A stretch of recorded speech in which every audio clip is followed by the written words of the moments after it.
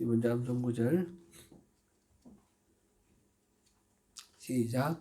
너희에게 인내가 필요하면 너희가 하나님의 뜻을 행한 후에 약속한 것을 받기 위함이라. 히브리서 10장 36절 말씀. 아멘. 네.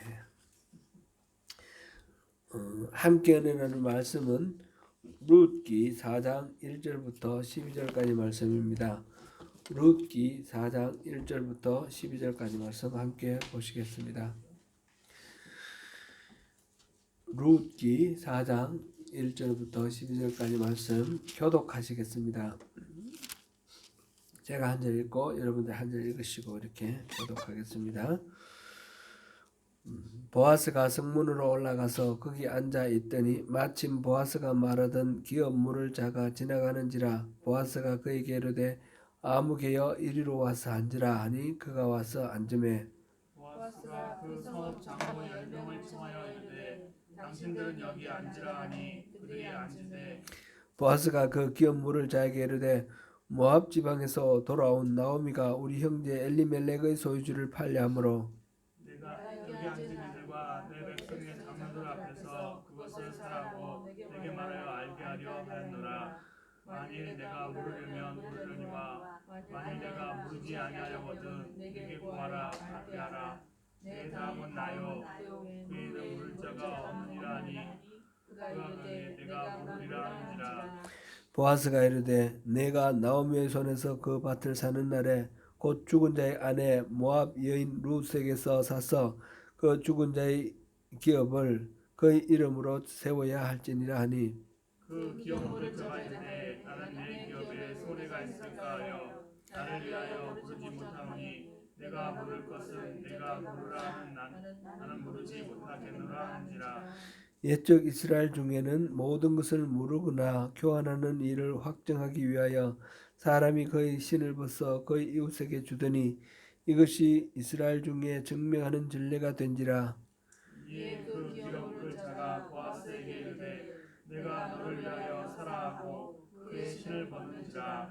보아스가 장로들과 모든 백성에게 이르되 내가 엘리멜렉과 기럯과 말론에게 있던 모든 것을 나오미의 손에서 산 일에 너희가 오늘 증인이 되었고 또 말론의 아내 모압 여인 룻을 사서 나의 아내로 맞이하고 그 죽은 자의 기업을 그의 이름으로 세워 그의 이름이 그의 형제중과 그곳 성읍에서 끊어지지 아니하게 하매 너희가 오늘 증언이 되리라 하니 성문에 있는 모든 백성과 장로들이 이르되 우리가 증인이 되나니 여호와께서 내 집에 들어가는 여인으로 이스라엘 집을 세운 라헬과 레아 두 사람과 같게 하시고 내가 에브라스에서 유력하고 베들레헴에서 유명하게 하시기를 원하며 여호와께서 이 젊은 여자로 말미암아 내게 상속자를 주사 내 집이 다말이 유다에게 낳아준 베레스의 집과 같게 하시기를 원하노라 하니라. 아멘. 네.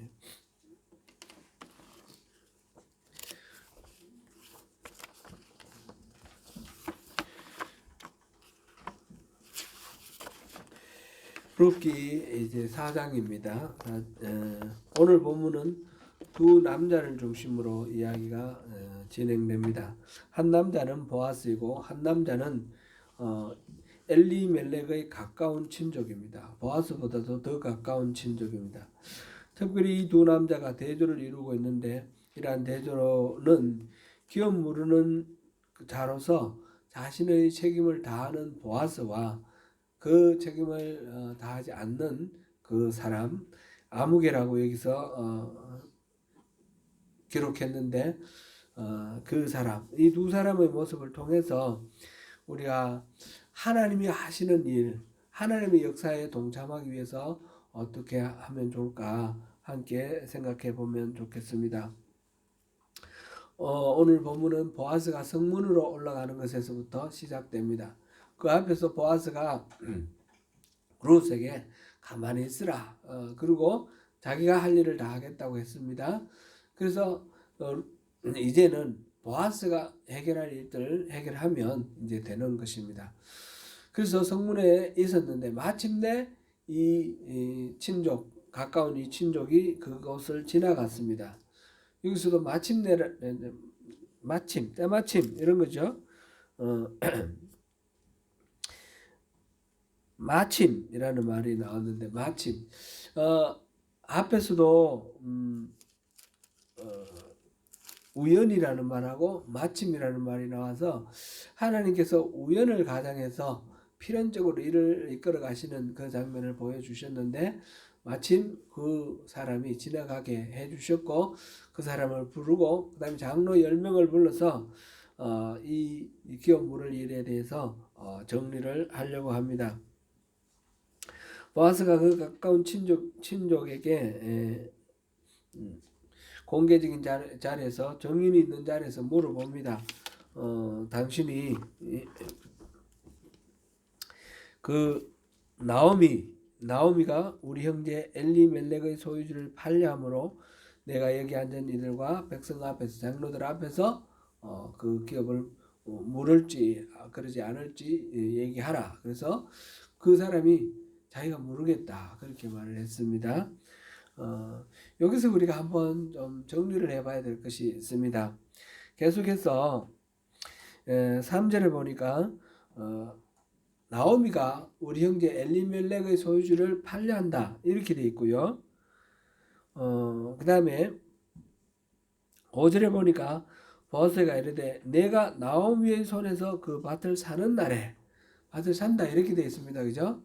그래서 이것을 우리가 얼른 생각하면 지금 나오미가 자기 밭을 내놓고 누구든지 사라 이렇게 말하는 그런 상황처럼 보입니다. 그런데 우리가 기업 물은다라는 말의 의미는 그런 게 아니었죠. 어땠습니까? 여러 가지 이유가 있는데 주로 이제 뭐 아파서 빚져서 이렇게 될 텐데 엘리멜렉의 경우에 이제 이 베들레헴에 있다가 모압 땅으로 갔습니다. 모압 땅으로 갈 때 자기의 밭을 어떻게 했겠습니까? 그 밭을 다른 누구에게인가 넘겼을 것입니다. 그래 넘겨서 그 농사를 짓고 있는 사람이 있다는 것이죠. 원래 이 땅의 소유권은 누구에게 있습니까?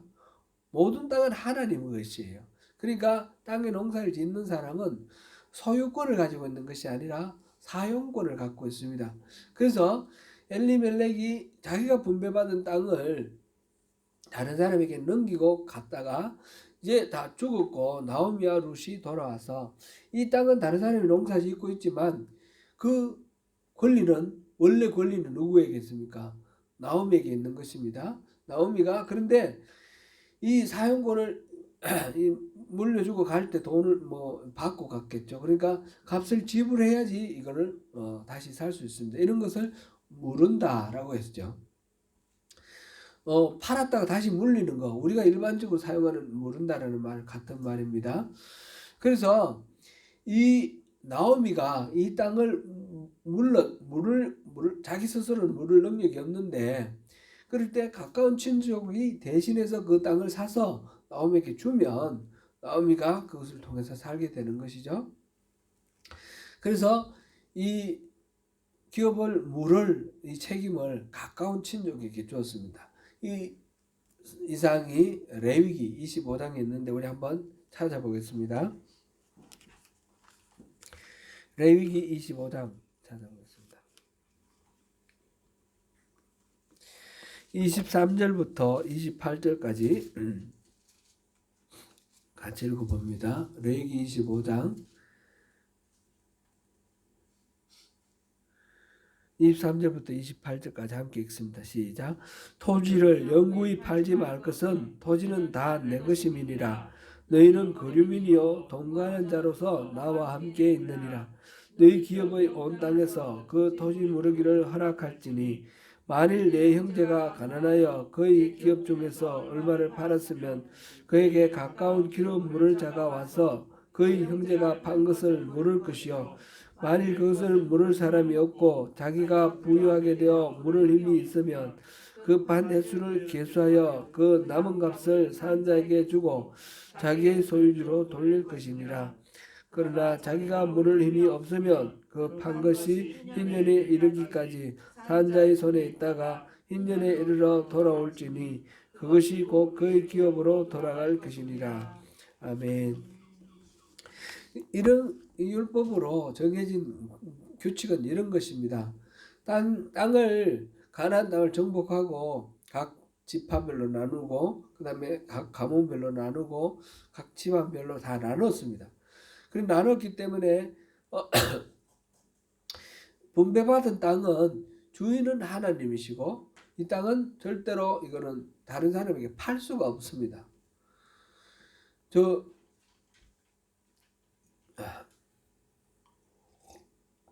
팔 수가 없고 단지 사용권만 너무너무 가난해서 스스로 어쩔 수 없으면 이 사용권을 넘겨주고 돈을 받는데 이게 그러니까 매매가 있다 그러면 사용권의 매매라는 거죠.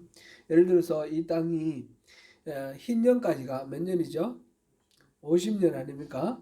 그럼 이 땅값이 50원이다. 이러면 1년 흰년으로부터 흰년을 향해서 1년이 지나갔으면 49년이 남았습니다. 그러면 이 땅값은 49원이 되는 겁니다. 반이 지나갔으면 이 땅값은 25원. 그래서 몸이 아파서 판다 할 때도 이 사용할 수 있는 권한의 기한에 따라서 이 땅값이 매겨지는 것이죠. 다시 물을 때도 마찬가지고. 그럼 능력이 없어서 못 물으면 결국 흰년이 지나가면 다시 돌아오는 거죠. 지금 이 나오미가 자기 밭을 내놓았다 이 말은 자기가 살 수 있는 권한이 있는 이 밭을 자기가 물을 수 있는 능력이 없습니다. 그러니까 누군가가 이 땅을 다시 사서 물로 줄 수 있도록 그렇게 내놓았다는 것이죠.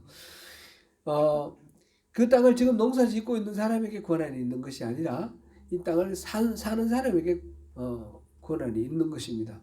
그런데 이 나오미가 지금 이 제안을 받은 이 가까운 친족 나오미가 생각했을 때 나오미가 이미 늙었어요.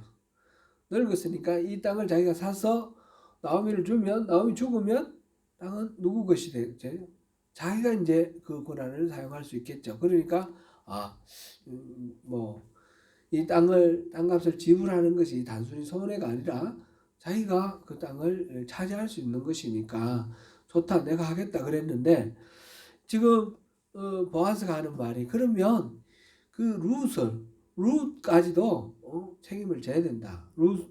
룻에게서 그 땅을 사서 기업을 세우게 해야 된다. 이런 말을 하니까 말하자면 그 땅에 대한 권한이 룻에게까지 이어지는 것입니다.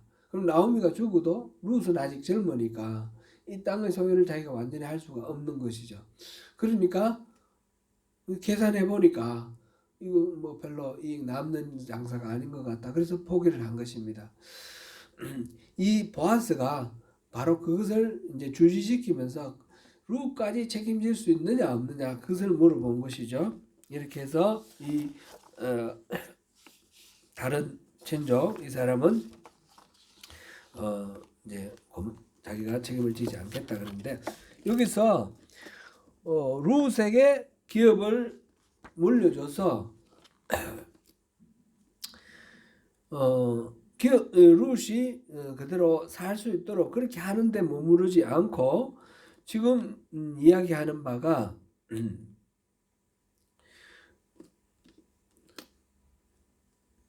지금 여기서 보니까 몇 절입니까? 10절에 보니까 또 말론의 아내 모압인 룻을 사서 나의 아내로 맞이하고 그 죽은 자의 기업을 그의 이름으로 세워 그의 이름이 그 형제중과 그곳 성문에게 끊어지지 아니하게 하매 너희가 오늘 정인이 되었다. 이렇게 말했어요. 지금 보아스가 그 땅을 사서 나오미에게 돌려주고 룻에게 돌려주고 그것을 끝나는 것이 아니고 그 행위는 이 땅을 기업을 모르는 행위는 룻을 사서 룻에게서 자식을 낳는다라는 그런 의미까지 포함되어 있는 것이죠. 이를테면 우리 계대 결혼이라는 것을 우리가 봤는데 이거는 신명기 25장에 나오는 거니까 이것도 참고로 한번 읽어보시고 그 다음에 말씀을 계속 보겠습니다. 신명기 25장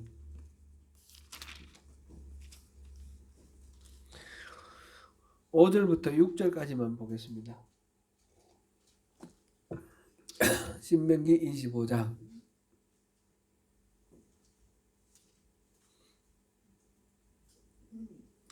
예, 5절 6절 함께 읽겠습니다. 시작. 형제들이 함께 사는데 그중 하나가 죽고 아들이 없거든 그 죽은 자의 아내는 나가서 타인에게 시집가지 말 것이요 그의 남편의 형제가 그에게로 들어가서 그를 맞이하여 아내로 삼아 그의 남편의 형제된 의무를 그에게 다 행할 것이요 그 여인이 낳은 첫 아들이 그 죽은 형제의 이름을 잊게 하여 그 이름이 이스라엘 중에서 끊어지지 않게 할 것이라.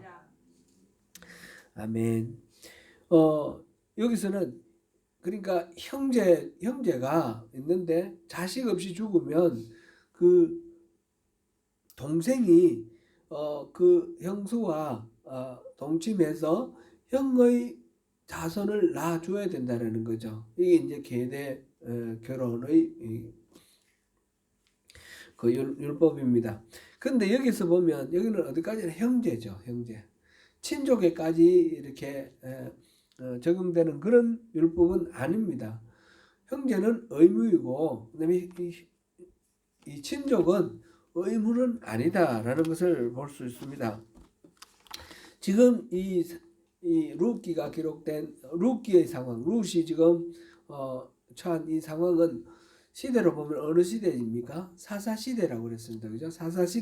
사사시대는 광야에서 40년을 보내고 그 다음에 출애굽을 해서 광야에 40년 보내고 여호수아와 함께 가나안 땅에 들어와서 여호수아가 죽고 난 뒤에 바로 그때부터 사사시대입니다. 그러니까 아주 초기 이스라엘 역사로 따지면 초기 역사이죠. 이 초기 역사에는 이 율법이 그냥 문자 그대로 자구 그대로 적용되었다라기보다 그 율법이 주어진 그 정신 하나님이 율법을 주신 그 정신을 그대로 이렇게 반영을 했다 이렇게 보는 것이 좋겠습니다. 세월이 가면서 이 율법의 정신이 점점 흐려지고 자꾸만 남아가지고 예수님 당시에는 그냥 아주 율법이 사람들을 구속하고 힘들게 만드는 그런 족쇄가 되었지만 율법이 초기 이스라엘 단계에서는 그 정신이 살아 있었다라고 보는 것이죠. 지금 기업을 모른다라는 것은 무엇입니까? 기업을 모른다는 것은 공동체의 멤버 속에 자기 친족들의 그 생활을 책임져 주라는 것입니다. 병들거나 뭐 어떻거나 해서 빚져서 농사를 못 지면 대신 사서 다시 그 농사를 회복해 주라는 것이고요. 형제간에 결혼하는 것도 결국 형의 그 기업을 그 가문을 계속 이어갈 수 있도록 도와주라는 말이죠. 이것이 오늘날의 어떤 도덕적인 기준에서 생각해서 좀 우리가 쉽게 납득하기 어려운 그런 거지만은 그 공동체를 살리고 모두 다가 공생하는 그런 언약 공동체의 존속을 위한 그런 것으로 보면 굉장히 자연스럽고 타당한 것입니다. 그래서 단지 형제에만 해당되는 것이 아니라 친족에게까지 이 계대 결혼이 지금 확장되어서 적용되었습니다.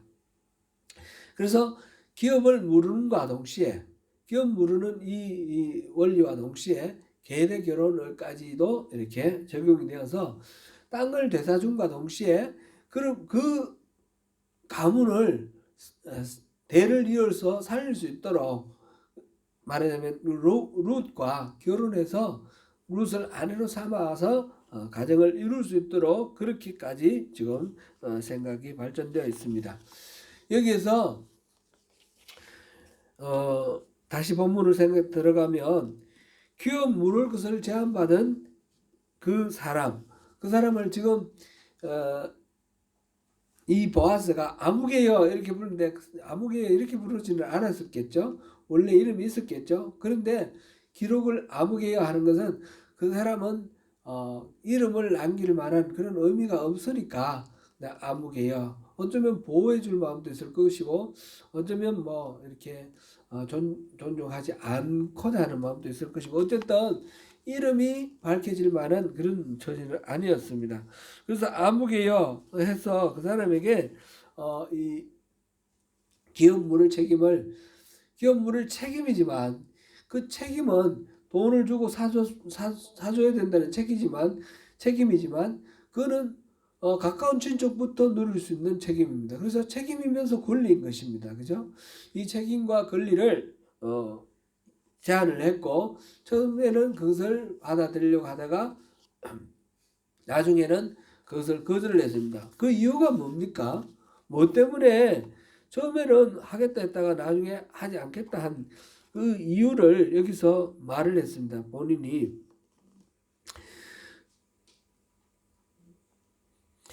내 기업에 손해가 있을까 하여 6절에 그렇게 되어 있습니다. 그죠? 계산해보고 타산적으로 따져보니까 자기에게 유리한 것이 아니라 손해가 될 것이 우려되므로 그러므로 이것을 자기가 취하지 않겠다 그렇게 말을 했습니다. 이 사람은 이 일을 판단하는 데 있어서 판단의 근거가 율법에 나오는 이러한 책임 또 이러한 권한 이런 것들을 우선해서 보기보다는 그런 것에 의해서 주어진 기회인데 그 기회를 자기에게 손해가 되느냐 이익이 되느냐 그것을 판단으로 해서 이것을 버렸던 것입니다. 책임질 수 있는 기회였는데 책임질 수 있는 기회를 손해가 되기 때문에 그 책임지지 않도록 그렇게 선택을 하였습니다. 하나님이 일하시는 것을 우리가 모든 것을 다 알 수는 없습니다. 그런데 우리가 어떤 기회가 주어질 때가 있습니다. 그 기회가 주어질 때에 그 하나님이 주신 그 질서, 하나님의 지금 율법을 주신 그 정신, 그것을 우리가 함께 나눴었는데 언약 공동체의 보존이라는 거, 이거는 말하자면 서로가 서로를 사랑하고 아끼고 함께 보듬어서 함께 살아가자 그런 것을 하나님께서 율법으로 주신 것입니다. 이것은 의무적으로 억지로 해야 되는 것이 아니라 서로가 돌아봄으로써 서로가 살 수 있는 이 사회의 안전망, 요즘식으로 표현하면 사회의 안전망이 보장되는 거죠. 서로 도와주면서 함께 살아갈 수 있는 그런 것을 하나님이 주신 이 원리를 받아들이기보다는 자기에게 무엇이 이익이 있는가 손해가 있는가 이것을 판단했기 때문에 하나님이 일하심에 동참할 수가 없었다라는 것을 우리가 확인할 수 있습니다. 보아스는 바로 그 모든 것들 다 이익이 되느냐 손해가 되느냐 따지지 않고 하나님께서 이 가문 엘리멜렉의 가문을 이렇게 어려움에 빠뜨리고 어려운 가운데 다시 하나님 품으로 돌아온 이 가문을 살리기를 원하시는 그 하나님의 마음을 품고 그들을 돌보고 도와주었던 것입니다. 우리는 이 살아가는 삶 속에서 우리에게 주어진 어떤 기회를 책임있게 감당하면 하나님의 일에 동참할 수 있는 그런 기회가 되는데 그걸 내 자신의 이해관계만 따지다 보면 하나님이 일하시는 일에 우리가 동참할 수 있는 그 기회를 놓쳐버리는 그런 어마어마한 일들도 많이 있다는 것을 이 보아스와 룻의 이 이야기를 통해서 우리가 한번 확인하면 좋겠습니다. 오늘이 23일이죠. 내일이 24일 크리스마스 이브. 이제 25일이 성탄절인데 이 성탄을 한번 생각해 보십시오. 예수님께서 잉태해 있는 상태에서 요셉과 마리아가 그 호적을 위해서 베들레헴으로 갔습니다. 그랬는데 그 아기가 이제 산달이 차서 곧 임박해 출산을 해야 될 해산의 그 때가 임박한 그런 무거운 몸을 이끌고 지금 숙소를 찾고 있는데 그 사관이 없다 그랬습니다. 사관이라는 거는 이 당시에 오늘날처럼 뭐 여행업이 발달돼 가지고 막 이렇게 여관이나 호텔이나 이런 것이 막 이렇게 발달됐다가 그게 다 동일하다 그런 뜻이 아닙니다. 상관이 없다라는 말은 그런 차원으로 이해하면 우리 오늘 같이 상급화된 그런 사회가 아니죠. 우리 옛날에 시골에서 제가 자랄 때 생각해 보면 지나가던 사람이 배가 고파서 어느 집에든 들어가서 얘기를 하면 말하자면 거지를 보면 거지에게는 어느 집에나 다 먹을 것을 줬습니다. 조금 큰 집 이런 집에는 나그네가 지나가면서 요청하면 먹을 것을 주고 숙식을 제공했습니다. 우리 옛날 이야기를 보면 다 그렇지 않습니까? 그 동네에 이제 큰 집 이렇게 있으면 그 집에는 지나가는 사람들이 다 머물러 가는 그런 곳이었죠. 그러니까 여관이 없었죠. 그리고 여관이 없는데 나그네들 어디서 삽니까? 부산이나 뭐 어디에서 이제 과거를 보기 위해서 한정으로 올라가면 중간에 뭐 주점이 있고 여관이 있을 수도 있어요. 근데 그런 것은 드물고 좀 큰 도회지나 이런 데는 있는 것이고 보통 마을에는 그런 게 없지 않습니까? 그러면 이제 사람들이 나그네가 사는 사람들에게 부탁을 해서 자고 가고 그렇게 했습니다. 이 예수님 당시도 비슷했을 것이라 이렇게 추정이 됩니다. 사관이라는 말은 여관이나 호텔이 아니라 사랑채다. 우리 보통 집에 사랑채다 이렇게 생각이 됩니다. 그럴 때 이제 인구 조사를 위해서 사람들이 많이 몰렸으니까 그 사랑채가 북적북적하고 이렇게 쉴 만한 자리가 부족했던 것은 틀림없을 겁니다. 그런데 어쨌든 간에 그들이 이 부부의 이 상황을 봤으면 무슨 수를 섰으라도 이렇게 자리를 배려하는 것이 마땅하지 않았을까 그렇게 생각해 봅니다. 그런데 그건 좀 귀찮은 일이고 힘든 일이긴 했겠죠. 그래서 이 집에서 거절당하고 저 집에서 거절당하고 그래 갈 데 없어서 어느 집에 마구간 외양간에서 그 아기를 낳았습니다. 하나님이 보내주신 메시아, 이 메시아는 지나가는 어떤 사람의 이야기가 아닙니다. 예를 들어서 뭐 톱스타 어떤 영화 배우가 바로 옆집에 태어났는데 내가 몰랐다. 그게 뭐 나중에 뭐 자라서 큰 세계적인 톱스타가 되었다. 그거 모르는 것 가지고 큰 문제는 없을 것입니다. 그런데 이 예수님은 이스라엘 사람들이 그렇게 학수고대하던 메시아입니다. 오늘이나 내일이나 하나님이 약속하셨던 그 메시아가 오기를 기다리던 중에 메시아가 왔습니다. 메시아가 찾아왔는데 아무도 그것을 알아보지 못하고 그 예수님이 외양간에서 태어났다는 거죠. 그 들판에 있는 목자들이 천사의 소리를 듣고 그 아기 예수에게 가서 참배를 하고 막 떠들었으니까 동네 사람 다 알았겠죠. 근데 동네 사람들이 예수를 경배했다는 기록이 없습니다.